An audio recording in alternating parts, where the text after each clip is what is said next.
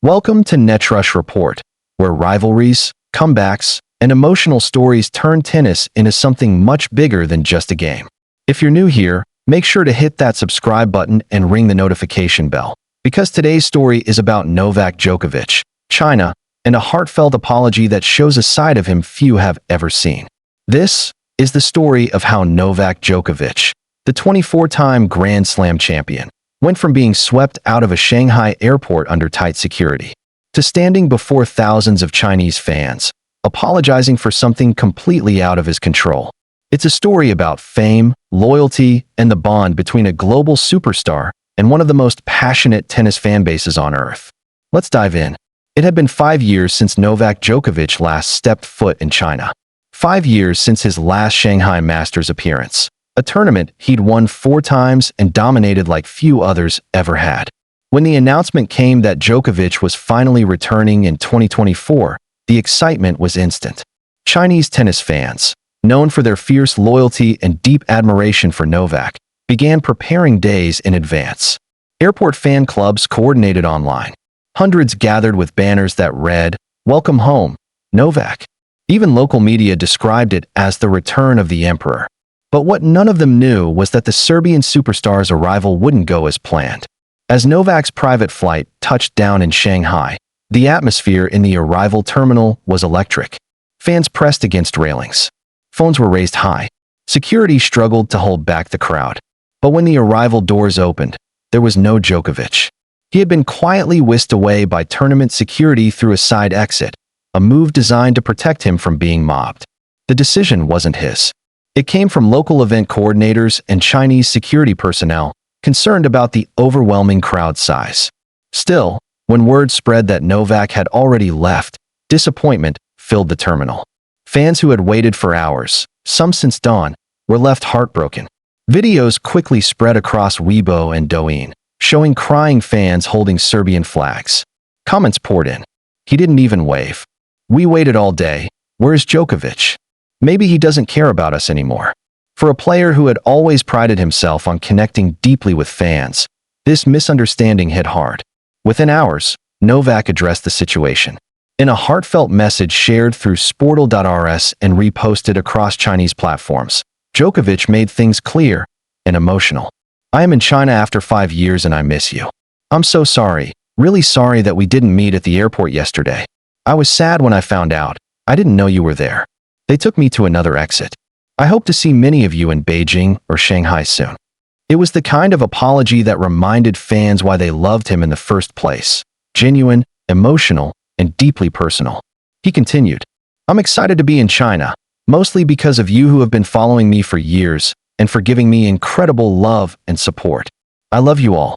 The message quickly went viral, drawing millions of views and comments. Chinese fans responded with forgiveness and overwhelming warmth. One top comment read, "We know it wasn't your choice. We'll always wait for you, Novak." Another, "That's our champion. So humble, so human."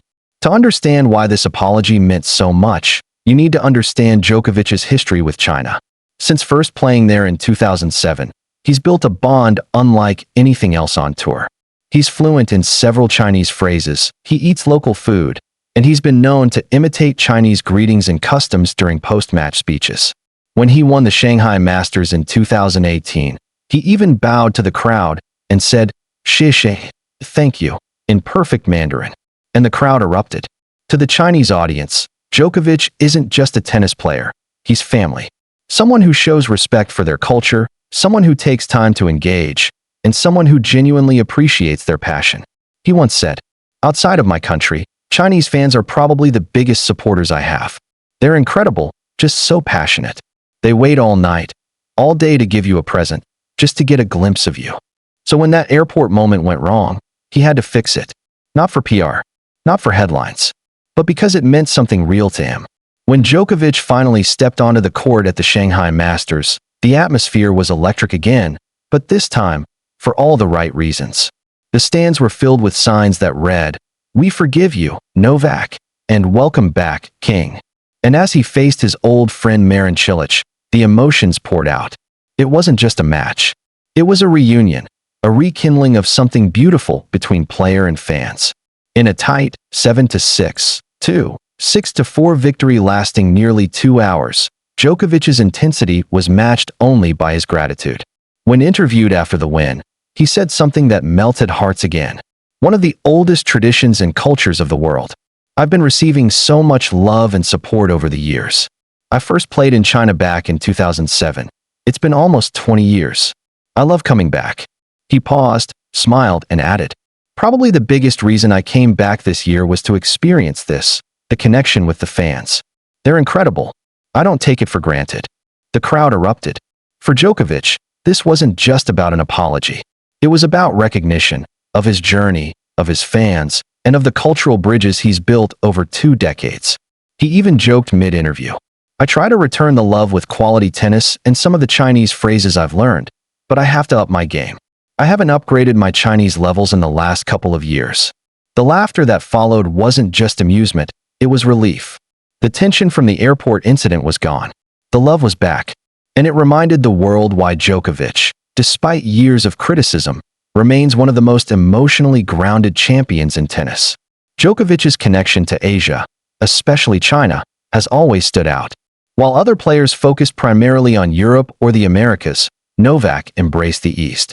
He opened tennis academies, supported local events, and frequently spoke about how Asian fans understand tennis on a deeper emotional level. When he won the Beijing Open multiple times, he called it one of my favorite tournaments in the world. And the statistics prove his dominance there.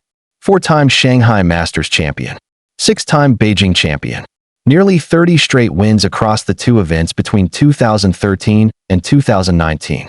That kind of success doesn't just happen. It's built on respect for the courts, the culture, and the people. So when he apologized in China, it wasn't a moment of weakness. It was a display of strength, of humility from a man who has achieved almost everything, but still chooses to care deeply about how people feel. In the days after the apology, something incredible happened.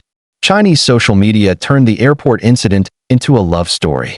Thousands of fan edits appeared online, pairing Djokovic's quotes with emotional music and slow-motion footage of his matches in China. Hashtags like #WeLoveNovak and #KingIsBack trended for days. Even fans who weren't tennis followers found themselves drawn to the story, the idea of a global superstar showing humility in front of his supporters. Local news outlets praised him, calling his gesture a masterclass in grace. And perhaps the most touching reaction came from a group of young fans who had missed him at the airport.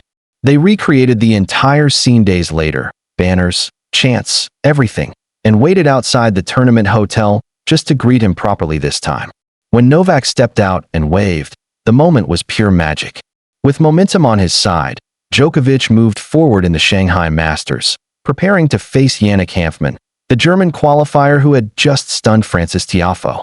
It was a reminder that while off-court emotions might dominate headlines, Novak's true legacy still lives on the court, in his resilience, his discipline, and his relentless drive to keep performing at the highest level. For him, every match in China now carries something deeper. It's no longer just about trophies or records, it's about connection. He said it himself. They wait all night, all day, just to exchange a few words, make a photo.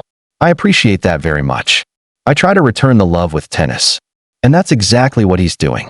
The airport incident could have easily turned into another PR nightmare, the kind that critics love to exaggerate. But instead, Novak Djokovic turned it into a defining moment of grace. It showed us a version of Djokovic that often hides beneath his warrior-like exterior.